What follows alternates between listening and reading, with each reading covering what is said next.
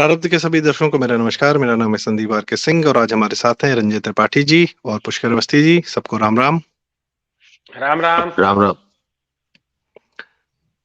दर्शकों, आज हमारा जो विषय है, पिछली बार बात हुई थी बंगाल के संदेश खाली जगह के नाम के जो घटनाक्रम हुआ है वहां पर, और कुछ अपडेट्स हैं तो वो हम आपसे शेयर करेंगे। प्लस संदेश खाली के बहाने कुछ अन्य विषय भी, मतलब कुछ अन्य बातों पर भी चर्चा होगी और वो एंगल भी जानने बड़े जरूरी हैं। इसलिए आज हमारे साथ हैं रंजय जी और पुष्कर जी। रंजय सर, सबसे पहले हमें ये बताएं कि आज के समय में क्या संदेश खली अब वो अहमियत पा रहा है जिसका वो हकदार है, न्यूज में और न्याय में, दोनों में? देखिए,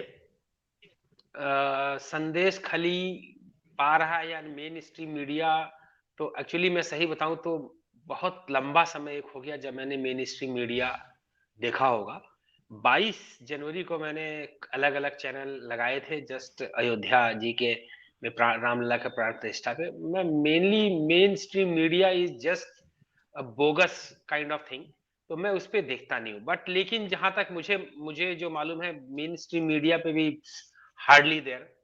मैं आज के लखनऊ के कई अखबारों में मैंने इंग्लिश और हिंदी के देखे हैं। Hardly there is any news for last 3 years, 3 days.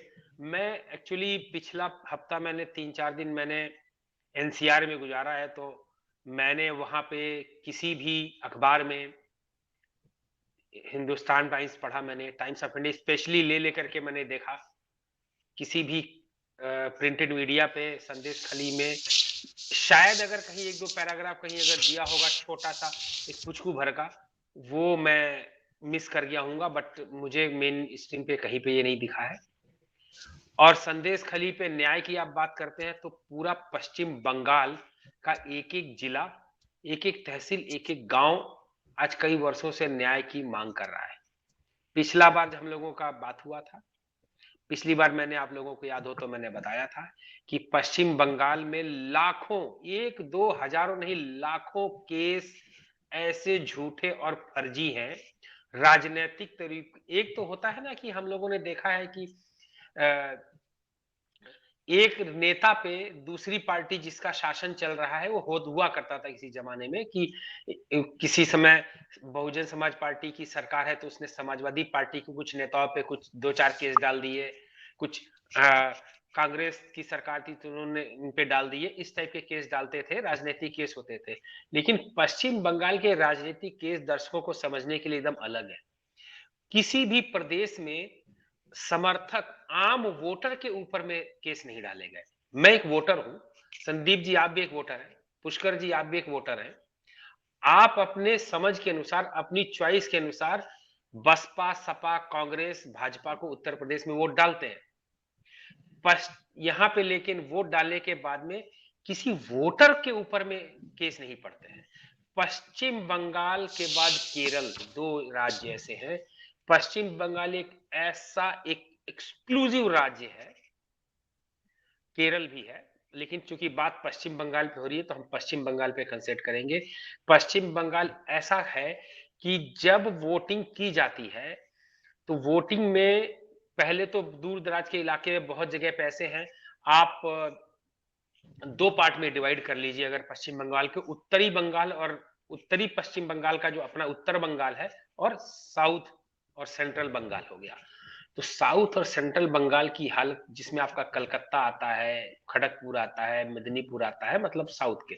और उत्तर में जब आप चले जाते हैं तो आप दिनाजपुर के जस्ट ऊपर, Dinajpur is you can say end of the south Bengal, जहां पे आप आएगा उसके ऊपर में आपको दार्जिलिंग, कूच बिहार, है ना, ये सब जगह पड़ जाती है, अलीपुर द्वार। तो अब जब आप वहां पे जाते हैं तो वहां का एक अलग वोटिंग पैटर्न आ जाता है। और जब आप इधर आते हैं तो यहाँ पे आपको बहुत सारे ऐसे लोग हैं अपनी जिंदगी में वोट नहीं डाले हैं, लेकिन जिन्होंने वोट डाले हैं तो उनसे वोट डलवाए गए हैं और उन्हीं को अलाउ किया गया जो कि करंटली तृणमूल कांग्रेस को वोट करते हैं। तो अगर पता है कि ये हमारे अपोजिशन का वोटर है, भाई जाहिर सी बात है इतनी भी वो नहीं है, वोट दूसरी पार्टी को मिलता है। अगर 1 लाख वोटर है तो 70,000 अगर तृणमूल को मिल गया तो 30,000 तो अपोजिशन पार्टी को भी मिलता ही है। एकमात्र पश्चिम बंगाल ऐसा इलाका है कि जो वोट करने के बाद में अगला जब तक चुनाव नहीं आता है, तब तक चुन चुन के अपने अपोजिट वोटर के लोगों को खोज खोज करके, उनकी विचारधारा को देख करके उनके खिलाफ केस लगाए जाते हैं। और केस कैसे लगाए जाते हैं? सबसे बड़ा केस पश्चिम बंगाल में अगर आप डेटा निकलवा के देख लेंगे, सबसे बड़ा केस ड्रग्स का लगता है। पकड़ा, इसके उसके पास कुछ 2, 4, 5, 10 ग्राम या जितने में उसकी 1 साल तक कम से कम बेल ना हो, उतने की अ उसके यहाँ पे ड्रग्स की बरामदगी दिखाई और उसको उसको डाल दिया जेल में और उसकी बेल नहीं मिलती है। सुनवाई लंबी-लंबी और न्याय व्यवस्था तो आप जानते ही हैं और ऊपर से पश्चिम बंगाल हो गया, तो आपको केस ही लिस्ट कराने में कितना समय लगेगा, कितने घर बर्बाद हो जाते हैं। लोग इस डर के मारे भी पश्चिम बंगाल में अपने घरों से नहीं निकलते हैं वोट डालने के लिए। तो इस तरह का जहाँ पे पैटर्न चल रहा हो, आप वहां पे सोच लीजिए कि पश्चिम बंगाल जो है 1960s के दशक से लेके आज तक उसका एक-एक गांव जो है वो न्याय की मांग कर रहा है। अभी 2 लोग पकड़े गए हैं, कुछ शिबू सरदार और शिव हाजरा, कौन सा है वो, उत्तम सरदार और शिव हाजरा करके 2 पकड़े गए हैं जो कि शाहजहां शेख के राइट हैंड और लेफ्ट हैंड बताए जाते हैं, मतलब उसी की पार्टी में दोनों तृणमूल के हैं। 2 लोग आपने पकड़े हैं ना, तो 2 लोग इतना शिलाजीत खाते हैं क्या कि 2 साल से या इतने वर्षों से या इतने महीनों से महिलाओं का बलात्कार करते और महिलाओं के साथ में दुर्व्यवहार करते चले आ रहे हैं। ये पूरा का पूरा कैडर करता है।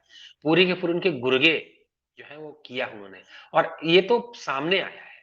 अभी न जाने कितने ऐसे पॉकेट्स जो है पश्चिम बंगाल में हैं। तो हमें नहीं लगता है कि कोई पश्चिम बंगाल में इतनी जल्दी, जब तक कि केंद्रीय एजेंसियां आए, सीबीआई की एक निष्पक्ष जांच हो, उसमें लोग पकड़े जाएं, कल्प्रिट पकड़े जाएं, ऊपर तक कौन था। और इसके अंदर में आप देखिए सबसे बड़ी बात ये हो जाती है कि जब उस शाहजहां शेख को पश्चिम बंगाल की पुलिस फैसिलिटेट कर रही है, उसको पुलिस लोगों को धमका रही है कि अगर ये डिमांड है उसकी, उसको पूरी करो, और उसके बाद में पुलिस उसको भागने में मदद कर रही है। आप न्याय की कहां पे बात कर रहे हैं? किस जगह की न्याय की बात कर रहे हैं? ये तो 2 लोगों को पकड़ के, तो मुझे तो लगता है कि पश्चिम बंगाल की सरकार ने कुछ लीपापोती करने को, हाँ, चलो, चलो 2 लोग पकड़ के, हो सकता है 2 लोग कल परसों में और पकड़ लें, तो आप 2-4 छुटकू-फुटकू पकड़ करके आपने उनको आगे कर दिया। मेन कल्प्रिट कहाँ है भाई?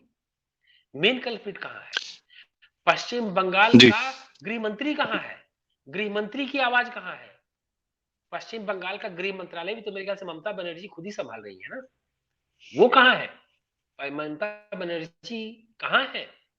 उनका कोई बात आ रहा है किसी मीडिया पे, कहीं कुछ पे आ रहा है कि उन्होंने कुछ के खिलाफ कह रही हो? तो मुझे पश्चिम बंगाल की मेरी ऐतिहासिक नहीं, प्रैक्टिकल जानकारी है जो मेरी, उससे आपसे मुझे नहीं लगता है कि ऐसा कुछ अभी इस केस ठीक में है सर, होने वाला है। मतलब अभी भी जो वहाँ माहौल है, या जो वहाँ की जो हम लोगों ने पिछली बार बात की थी, करीब करीब माहौल वही है। बदतर तो ना हुआ हो, भगवान करे, जरा, पर बेहतर भी बहुत नहीं हुआ है, ऐसा लगता है आपकी बातों से। जी बताएं। हम चाह रहे थे कि कुछ लोगों को पश्चिम बंगाल से बात करें और उनको हम लोग अपने यहाँ पे उनके अंदर की बात करें।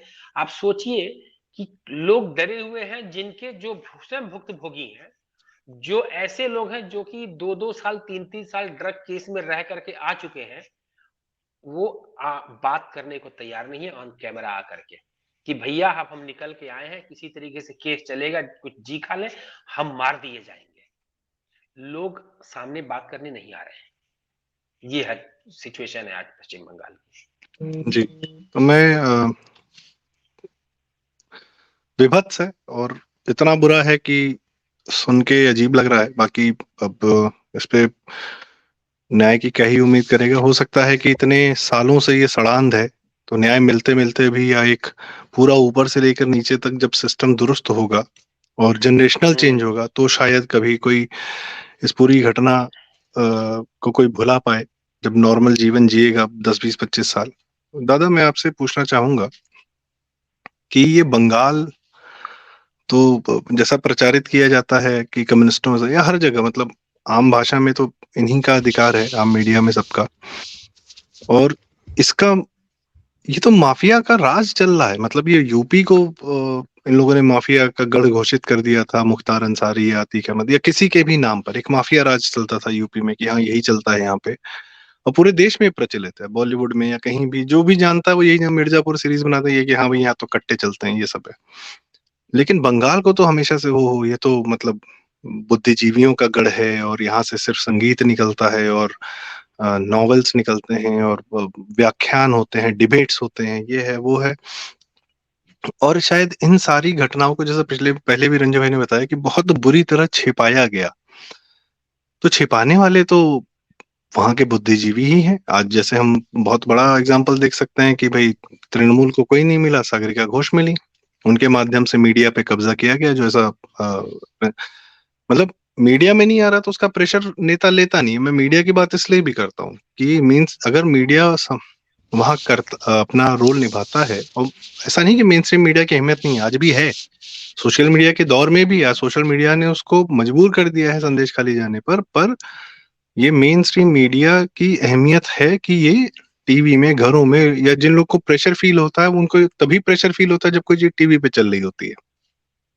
तो और एक सोच की, आज बंगाल जो आज सोचता है भारत 20 साल बाद सोचेगा, सब मेरे तो थरथरी आने लगती है। मतलब मेरा दिल कांपने लगता है कि अगर ऐसा बंगाल है, या 30 साल 40 साल पहले, और 15-20 साल बाद हमारी वो हालत हो जाए, तो ये कौन सी, ये मैं समझ नहीं पाता हूँ बंगाल के इस बिहेवियर को, कि वो अपने नीचे इतनी गंध होने देता है। यशपाल की एक कहानी थी पर्दा, तो वो पर्दा एक था जिसके पीछे लोग पढ़ेंगे, हल्का सा था कि उसमें एक बंदा था, उससे उसके 4-5 बच्चियां थीं, और लोग उससे उसने उधार लिया हुआ था, तो लोग जो जिन्होंने उधार दिया था वो कर्जा मांगने, वो अपना पैसा वापस मांगने आते थे, वो नहीं दे पाता था। और एक दिन उसके घर पे खड़ा लगा था पर्दा, दरवाजा भी नहीं था, पर्दा था। तो छीन झपट में पर्दा गिर जाता है, और पर्दे के अंदर पीछे सिर्फ गंदगी दिखती है। मतलब वो क्या है, वो कहानी पढ़े आप बेहतर जाने की, विभत्स दृश्य था वो। इतना था कि कर्जा मांगने वाला भी, अपना पैसा मांगने वाला भी छोड़ के बस चला गया। तो दादा जिस दिन बंगाल के पर्दा गिरेगा क्या दिखेगा वहां, और ये पर्दा कौन है? जी। भाई ऐसा है कि मेरा तो मानना यह है कि बंगाल को समझने और जानने में पूरे भारत ने और शेष भारत के भारतवासियों ने हमेशा गलती की है। हम जो आज जिसकी बात कर रहे हैं ये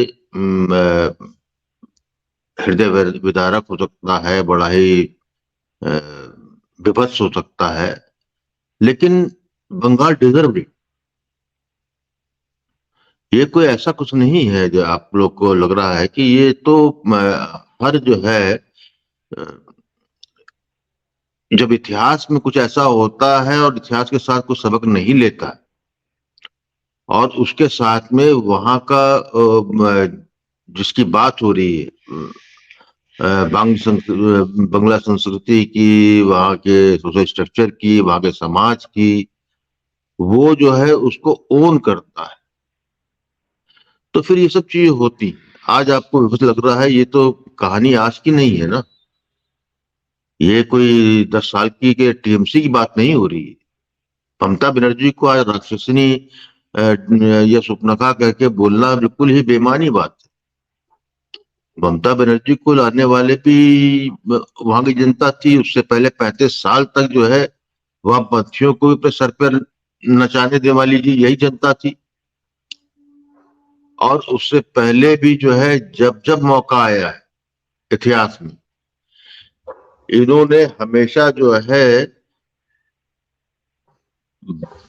अपने को एक बंगला कोकून में ही रखा है, एक परिधि बांध रखी है। तो जो हो रहा है, जो हुआ है, वो ऐसा ही सृष्टि का नियम भी है कि ये ऐसा ही होना। हाँ, इसका क्या आगे होना वो उस पर हम अलग बात कर सकते हैं, लेकिन जो हुआ है, जो हो रहा है, वो बिल्कुल जो है इसको आप सही और गलत में मत सोचिए, लेकिन ये ऐसा ही होगा।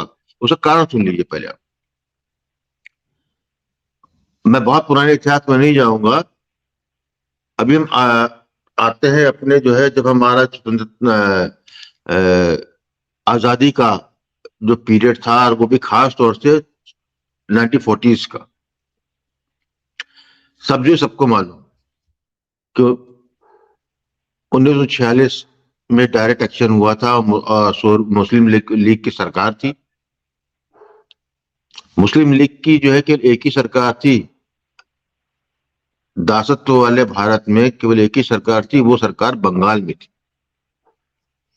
और बंगाल के मुसलमानों ने ही मुस्लिम लीग भी बनाई थी, जिन्ना ने नहीं बनाई थी, वहां के मुसलमानों ने बनाई थी। और वहां पर जो है डायरेक्ट एक्शन होता है, और वहां पे 5000 हिंदू जो है काट दिया जाता है। ये अगस्त की घटना होती है, और 3 महीने बाद सोहरावर्दी और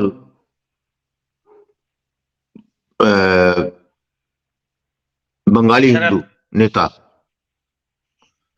उसमें 3-4 नाम है, चंद्र बोस, हाँ वो थे, 2-3 और भी थे। जब इन सबने मिलके जो है 3 महीने बाद यूनाइटेड स्टेट्स ऑफ बंगाल।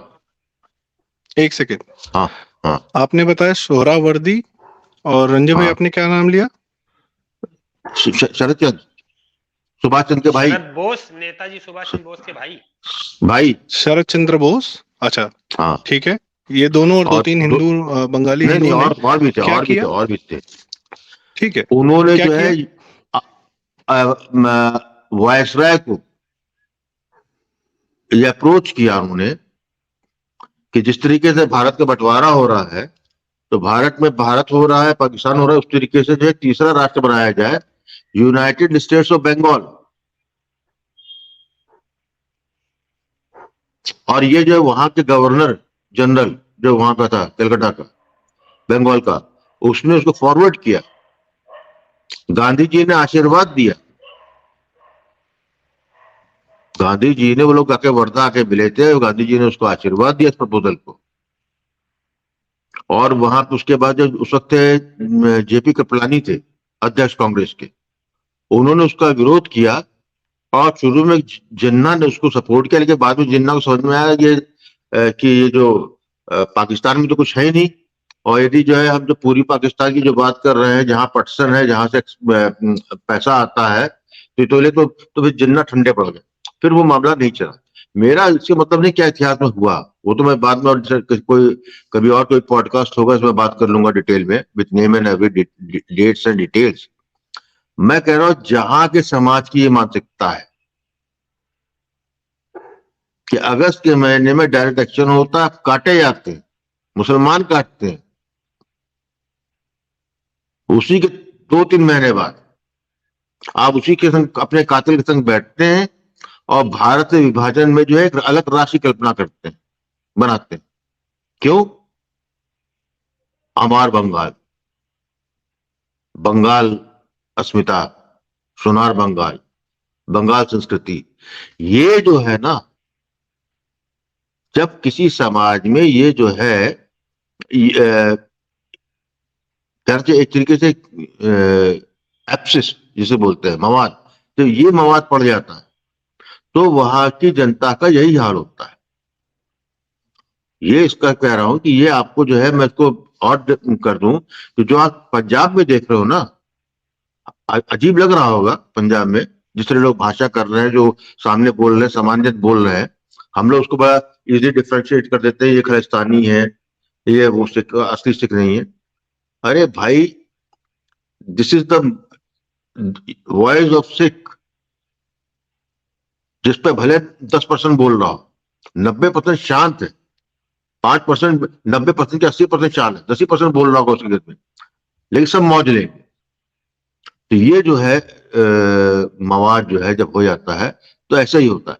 तो जो बंगाल में हो रहा है, और दूर मत जाइए आप, वो तो 70 इसमें सिद्धार्थ शंकर रेड्डी की सरकार जब गई, उसके बाद इन्होंने 75 में शायद, या 76 में शायद, मैं साल गलत हो सकता हूं, जब वामपंथियों की सरकार ये बंगाली लेके आए, बंगाल की जनता लेके आई, तो उससे पहले 1968 में तो एक विभत्स जो आप घटना हो चुकी थी, अशोक कुमार नाइट थी साल्ट लेक में, अशोक कुमार नाइट थी 68 में, उसमें जो है तांडव हुआ था। उसमें जो है सभी सब भ्रांत, तो आप समझ सकते हैं जब उस जमाने में 68 में अशोक कुमार नाइट, उसमें किशोर कुमार और तमाम लोग आए हुए थे, म्यूजिकल नाइट थी। और उस जमाने में इस तरह के शोज ही हुआ करते थे बड़े। रात भर रेप हुआ, रात भर बलात्कार हुआ और छुपा ली गई बात। न्यूज़पेपर में जो है वो तो बाद में खुल के आई, शुरू में जब अखबारों में हेडलाइन आई उसके बाद दबा दी गई बात। तो मेरा कहने सॉरी मेरा कहने का मतलब ये है, जब आप एक समाज के तौर पर जब कुछ ओन करने को तैयार नहीं होंगे और केवल आप इसी उसमें होंगे, अहम में, या कह सकते हैं कि एक सुपीरियरिटी कॉम्प्लेक्स में, कि हम श्रेष्ठ हैं, हम जो हमारा हम ही संगीत हम ही को आता है, रवीन संगीत हम ही का कला के वो है, हमारा ही जो है सबसे इष्टतम है, हम जो है बिल्कुल अन्य लोगों से सामाजिक रूप से जो है शेष भारत से सुपीरियर है। ये जो सुपीरियरिटी एलिमेंट जब आ जाता है, जो इनके यहाँ जो है 1800 से इसमें 1700 हाँ 1800 से में से स्टार्ट हो गया था, जिसको बोलते हैं renaissance period of Bengal. It was just a creation of अभिजात वर्ग। यहाँ आपको सुपीरियर बताया कि आप सुपीरियर समझ गए, और ये भूल जाते हैं कि जिस उस धरती पे था जहां पे 1905 में लॉर्ड कर्जन में जब बंगाल का विभाजन किया, इनफैक्ट जो है 47 में वही विभाजन हुआ, जो जिसको पूर्व पाकिस्तान कहा गया और जो भारत का हिस्सा बना। तो जो ये तो 1905 में लॉर्ड कर्जन ने कर दिया था। एक पूरा एग्रीकल्चर बेल्ट थी जहां मुस्लिम डोमिनेटेड पीजेंट से, एक इंडस्ट्रियल बेल्ट था जहां पे कि बंगाली इंडस्ट्री से ज्यादा वो लोग थे जो बाहर से बंगाल आए। आज भी बंगाल में जो है जो सर्वाइवल का मामला है, जो लड़ रहा है और शायद सर्वाइव थोड़ा निकलने की कोशिश में निकल भी जाए, वो है जो कि पिछले 100-150 साल में बंगाल आया है। जो बंगाल का जो मूल है, जो कि उनको जो बाहर से आया उसको इंफीरियर समझता है, आज भी सड़ी हुई मछली खा के अपने सुपीरियर समझता है, और वो आज भी जो है एक टाइम फ्रेम में बंद है अपने आप। वो आज जो 1960, 1950, 70 के दशक में, तो उन्होंने समय रोक लिया। तो जो समय रुक गया है, जहां समय रुक गया, जब बहता हुआ पानी आपने रोक दिया, तो वो भैया तालाब जो है गंदा पानी नाला ही बनेगा। तो जो हो रहा है वो क्यों हो रहा है मैंने ये बता दिया। क्या होगा आगे वो जब आप मुझसे अगला प्रश्न पूछिएगा तो मैं बताऊंगा, लेकिन मेरा कहना है जो आज हो रहा है बिल्कुल वैसे ही है जिसके बारे में आप, क्योंकि सोशल मीडिया ऐसे बता रहे हैं, हम लोग जितना लोग जान रहे हैं। यही सब तो कश्मीर में हुआ भाई। कश्मीर में क्या हुआ? कश्मीर में 47 के बाद भी जो है 370 हटाने के सबसे बड़ा, जो बाकी लोग थे, लेकिन जो है कश्मीरी पंडित जो थे जो वहां पे रहते थे, वो कभी उन्होंने इसकी डिमांड नहीं की 370 हटाने की। जो वहां से निकल के बाहर आ गए वो बोल रहे थे, जो वहां से कभी नहीं बोला। और वो तब नहीं बोला जब उनकी ब्यूरोक्रेसी थी। भारत प्रशासन जो है वहां के जो है इंटेलेक्चुअल कश्मीरी पंडित के या ब्यूरोक्रेसी करते थे, नहीं हुआ। 60 का दशक था, 70 दशक था, वो तो 80 के दशक में जब जो है कांग्रेस कमान फिसलने लगी तब बात करने लगा।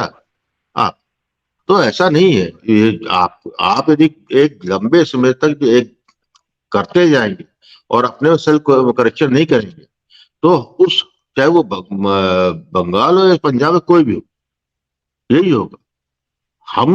आपने काफी बड़ी बातें कही, और मतलब एक जड़ों के भीतर जाने की कि ये जो समस्या है, जैसे अभी हमने बाबा रामदास जी के साथ एक किया कि पंजाबी जो हैं वो, या जो कुछ सिख हैं या कुछ खालिस्तानी हैं, वो एक मोदी विरोध उनका एक अलग चल रहा है कि वो मर जा मोदी के लोक गीत गा रहे हैं, इस तरीके के गाने गा रहे हैं। बट तो इशू इसकी डीप में कुछ और है, भले ही सामने मुखौटा कुछ और किसी बात और का और पहना गया है, लेकिन अंतरात्मा में उनके ना कुछ और चल रहा है, मामला ही कुछ और है जिसको वो छुपा के रखा है। और जैसा आपने बताया कि मुझे लगता है कि ऐसा विषय है कि जिसपे अभी हम लोग डिटेल में और हमारी बात बहुत जरूरी है, क्योंकि हम इतने छोटे में समेट नहीं पाएंगे, क्योंकि आपकी इन बातों से बहुत सारे सवाल उठ रहे हैं, अभी लगातार उठ रहे हैं। और मैं रंजय भाई से दादा की ही इस बात पर जो है एक क्लोजिंग कमेंट चाहूंगा। और मुझे लगता है कि हम लोग को एक प्रॉपर इस पे सीरीज करनी चाहिए कि अभिजात्य वर्ग जो है, जो जो अपनी जमीनें छोड़ दिया, पूर्वी पाकिस्तान हो या पश्चिमी पाकिस्तान हो या कश्मीर, एक ये प्रॉब्लम मैं देख रहा हूँ कि आपको लगता है कि आप सेकुलर हैं, उससे एक सुपीरियोरिटी कॉम्प्लेक्स आप लेते हैं, और दूसरा आपको लगता है कि आपका बंगालीपन या कश्मीरी पांडित्यपन या पंजाबीपन जिंदा रहेगा, इररिस्पेक्टिव कि आप अपना धर्म परिवर्तन कर लें। जैसा आपने बताया कि पूर्वी बंगाल में बहुत ज्यादा, अब मैं सिर्फ बंगाल स्पेसिफिक करता हूँ, पूर्वी बंगाल में इतने मुसलमान थे कि उन्होंने अपना एक देश बना लिया और हिंदुओं को काटा अलग। आपने बताया 1946 में मुस्लिम लीग की एकमात्र सरकार थी। फिर जो बचा खुचा आया, उसने बाद में एक एलियन कंसेप्ट कम्युनिस्टों को अपने सर पे बिठा लिया, अंग्रेजों को अपने सर पे बहुत ज्यादा बिठा के रखा बंगालियों ने। तो पॉइंट इज, ये जो बंगाल है, इसने पहले हम तो बीच में नहीं देखते, तो पश्चिमी भारत के पश्चिम की तरफ ज्यादा प्रादुर्भाव रहा इस्लाम का, बीच में तो आज भी प्रॉपर हिंदू हैं, ठीक है। और ये अचानक से बंगाल में इतना, जैसे इतना ज्यादा कैसे मुसलमान हो गया, कहाँ से चला गया, वहां कैसे हो गया, वहां पे कैसे किस किस जमीन से पनप गया। मेरे ख्याल से ये भी एक विषय है, इसका इतिहास भी होगा, इस पे भी बात की जाएगी। तो रंजय भाई, एक क्लोजिंग कमेंट आपसे चाहूंगा कि संदेश खली क्या एक ऐसी घटना है जो देश को झकझोर रही है, या बंगाल को झकझोर रही है, या कम से कम कुछ ऐसी परतें हैं जो उधार के सामने रख रही है? रंजय भाई। देखिए, मैं आपको सही बताएं तो पश्चिम बंगाल का जो संदेश खली को जो दबाया गया है, मैं इसको दबा हुआ मानता हूं, क्योंकि कुछ कुछ सोशल मीडिया और कुछ पोर्टल के अलावा ये बात कहीं है नहीं चर्चा में। आप निकल जाइए, देखिए आम पब्लिक को भी आप दोषी तभी मानेंगे जब उसके पास समाचार आएगा। आम पब्लिक के पास आप निकल जाइए, किसी को संदेश खली को पता ही नहीं है। पश्चिम बंगाल के बारे में मैं अभी, जैसे पुष्कर जी ने बताया, अभिजात्य वर्ग और तमाम चीजें, मैं पश्चिम बंगाल की एक ऐसी बात बता रहा हूं जो कि लोगों को, शायद आपके दर्शकों को विश्वास ना हो, जो कि मैंने खुद सामने में जाके देखा है। जब मैं पहली बार 1990 में, शायद दशक रहा होगा, जब मैं कलकत्ता गया था, तो वहां के जब लोकल लोगों से बात करता था, वो मुझे बोलते थे तुम हिंदुस्तानी, हम बंगाली। मुझे बड़ा वो लगता था, यार हिंदुस्तानी मतलब, ये इंडिया का जो मैप है, ये तो पूरा इंडिया है। ये आज भी पश्चिम बंगाल के लोग जो नॉन बंगाली है उसको हिंदुस्तानी बोलते हैं, खुद को बंगाली बोलते हैं। ये आप कंफर्म कर सकते हैं कहीं से भी। मतलब आ, समझ रहे हैं ना, अपने आप को कितना अलग करके दिखाने की एक अभिजात वर्ग की कोशिश रही है, जो जिसने की पश्चिम बंगाल के लोगों के दिमाग में डाल दिया है। अब आप, जैसा मैं हमेशा बोलता हूं कि आप लोकल ट्रेन में झाल मुड़ी बेचने वाला हो या किसी चौराहे पे खड़े के पुचका बेचने वाला हो, उससे जब आप बात करेंगे, इतना ज्यादा बंगाली प्राउड, इसके अंदर इतना ज्यादा बंगाली प्राउड रहता है कि आप आप विश्वास नहीं करेंगे कि वो आपने वो व्यक्ति आपको, अपने आप को आपसे ज्यादा संभ्रांत समझता है। जबकि वही वही वही व्यक्ति, वही चटर्जी, मुखर्जी, गांगुली और जो बोस और सेन जो होंगे, वही कलकत्ता के एस्प्लेनेड में या कहीं पे बैठ करके, वो कहीं रिसरा में या कहीं शिवपुर में बैठ करके गोलगप्पा पुचका का बिजनेस करोगे। लेकिन अगर उनको बोलो कि तुम अपने ही हावड़ा के मटिया बुर्ज जाकर के दिखाओ, हावड़ा का मटिया बुर्ज है, वहां पे पुलिस की हिम्मत नहीं है घुस जाए। मतलब कितना डिवाइडेड है ये लोग आपस में भी। लेकिन जब एक अजीब सी एक प्राइड आती है, दो स्टेट की मैं बोलता हूं, एक अजीब सी प्राइड है कि भिखारी हैं। आज की डेट में भी पश्चिम बंगाल में आप, मैं तो आपको कई जगह का बताता हूँ, चले जाते हैं तो 1 रुपया का एक माचिस मिलता है ना, वो दुकान वाला उसको 2 पार्ट में बेचता है। एक तरफ का सलाई फूकने वाला जो पट्टी होती है वो, और उसकी आधी वो फाड़ करके और आधी तीलियां दे देता है, तुम ले जाओ तुम ले जाओ, 2 लोगों को दे सकता है, समझ रहे हैं? मतलब जो हालत इन लोगों ने पश्चिम बंगाल की बना रखी है। लेकिन अंदर का प्राइड, अंदर का प्राउड, बाप रे बाप गजब। मतलब यू कैन नॉट बिलीव, पश्चिम बंगाल की जो स्टोरीज अगर आप जाएंगे और वहां पे सामने ऑब्जर्व करेंगे, दैट इज वेरी हार्ड।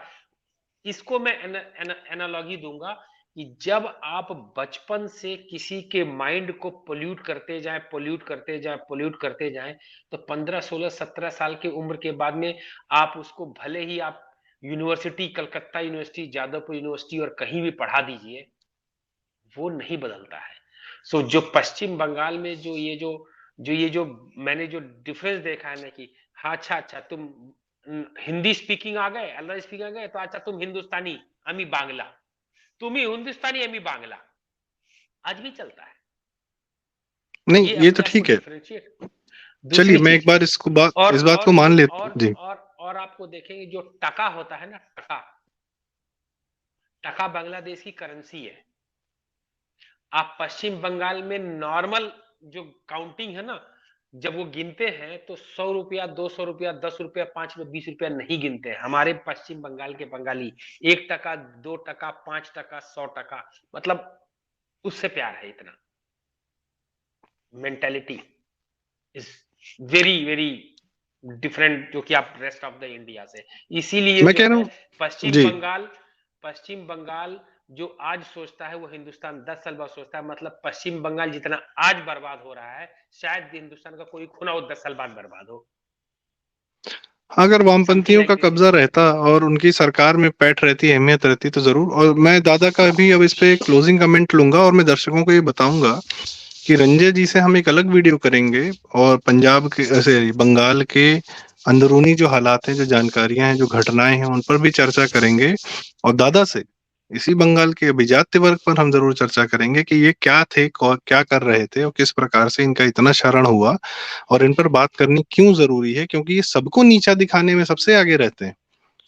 और अपने अंदर की जो ये इतने भयावह कांड हुए हैं, इसको ये छुपा जाते हैं, और इनको लगता है कि ये छिपा गए हैं, इसलिए ये जो है ज्यादा स्मार्ट है, स्ट्रीट स्मार्ट है। और चूंकि इनके अंदर की गंदगी छिपा गए हैं, तो ये गलत नहीं है या गड़बड़ नहीं है। इनको अपने यहाँ सुधार की बहुत आवश्यकता है। और ये जनता की बात नहीं कर रहा हूं मैं, एक अजीब हम कॉम्प्लेक्स की हम बात कर रहे हैं, क्योंकि ये कॉम्प्लेक्स होता क्या है कि आज बंगाल है, केरल है, कश्मीर है, पंजाब है, इसका इसका दंश किसने झेला?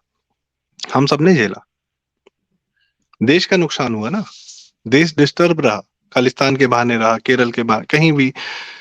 और शरण हो रहा है, धीरे धीरे सिकुड़ता जा रहा है देश। अंत में आएगा हमारे आपके दरवाजे तक, अगर यही होता रहा तो ये जितनी दूर दिख रहा है, अगर हमको दूर से ही दिख रहा है कि वहां पर ये समस्या है, वो आएगी हमारे यहाँ पर, अगर हमने उस पर आज बात करके वहीं रोकने का प्रयास नहीं किया। दादा, मैं आपसे क्लोजिंग कमेंट चाहूंगा, आप कुछ कहना भी चाह रहे थे कि, और मुझे लगता है दिस नीड्स अ सीरीज, ये ऐसी हल्की बात नहीं है, ये बड़ी जरूरी बातें हैं ये। जी दादा। देखिए, पहली बात तो ये बंगला समाज का जो होता है ना कि हमारा बंगला, सुहाना बंगला और बंगला प्राइड, ये स्वाभिमान ना होकर अहंकार था। स्वाभिमान नहीं था, अहंकार था। और ये शताब्दियों का पाप है। और यह अहंकार जब भी जो है मैनिफेस्ट होता है ना, तो मैनिफेस्ट करता है खासतौर सोसाइटी में। और जब सोसाइटी जो है करेक्टिव कोर्स नहीं ले पाती, तो फिर जो हमेशा जो पतन का रास्ता होता है। जैसे आज के वर्तमान के जो बंगाली समाज है, बंगाली है, उनके लिए मैं ये कहूंगा, हर वर्तमान पीढ़ी अपने पुरखों के पाप पुण्य दोनों की भागी होती है। उनके यश अपयश दोनों की भागी होती है। तो आज जो है, तो हमको दिख रहा है जो एक ढहती हुई दीवार, तो उसका एक कोर्स करेक्शन एक ही होता है हमेशा, कीमत आपको खुद ही देनी हो, नहीं तो कोई दिलवाएगा। बंगाल जो है कई दशकों से जो है रक्त रंजित है, नक्सलवाड़ी हुआ, ये हुआ, वो हुआ, लेकिन जब आप अपने मूल, सनातनी मूल, भाई भारत का मूल क्या है? सनातन। आप कोई धर्म के हो, कोई भी हो, हर उस समाज का ह्रास निश्चित है, उसका पतन निश्चित है जो अपने मूल से कटा है। तो बंगाल में यही दिख रहा है मुझको, और आगे जो है कोई अच्छी कहानी नहीं है, कीमत रक्त से ही होगी। जी, तो मेरे ख्याल से ये जो है ना, इतना आसान से हमको लग रहा है कि कोई सरकार बर्खास्त कर दी जाए और सेंटर वहां पे ले ले या बीजेपी ले ले, तो भाई वहां की एक जनता है जिसने जिताया है, और उस जनता में एक परिवर्तन आते आते भी समय लगेगा, और वो कैसा होगा वो दादा भी एक बात बता रहे हैं कि वो एक रंजय भाई ने मानसिकता की बात बताई, दादा ने बताया कि भाई आप अभी बहुत ज्यादा अपने यहाँ, आपके यहाँ कैंसर फैल चुका है और उसको इलाज कैसे होगा वो समय बताएगा।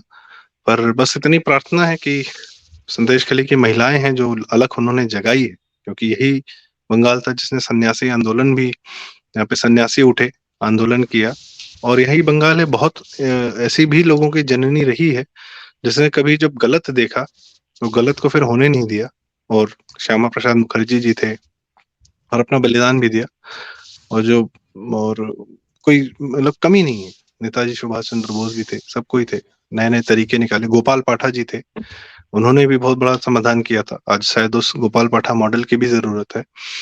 तो हम उम्मीद करते हैं कि बंगाल का भगवान भला करे, और भगवान से ये प्रार्थना है कि भैया बंगाल जैसा किसी को ना बनाए, फिलहाल पश्चिम बंगाल जैसा, और वो जो एक जिधर जिधर जिधर हम लोग जो है बंगाली मानसिकता शिकार हो जाएगा, हमारा भी यही अंत होगा।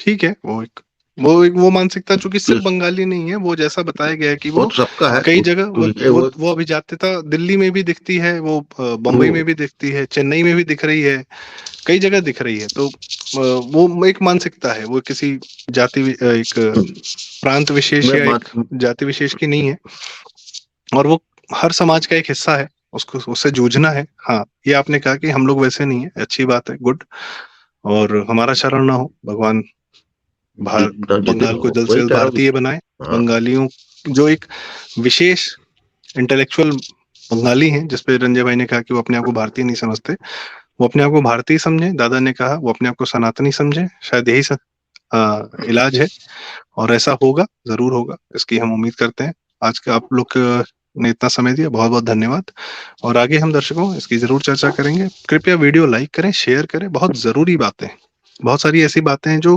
पता नहीं चलती। आज जैसे बताया गया 46 में ही 3 महीने दंगे झेलने के बाद जो है हिंदू लीडर चला जा रहा है कि हमको एक यूनाइटेड स्टेट ऑफ बंगाल चाहिए, और साथ में सोहरावर्दी को लेके जा रहा है जो वहां का बुचर ऑफ बंगाल था। तो जानकारियां भी जरूरी हैं, फैक्ट्स भी जरूरी हैं, तभी हम समझ पाएंगे। थैंक यू सो मच, और चैनल जरूर सब्सक्राइब करें, ये रिक्वेस्ट है। थैंक यू रंजय भाई, थैंक यू पुष्कर दा, राम राम। राम राम।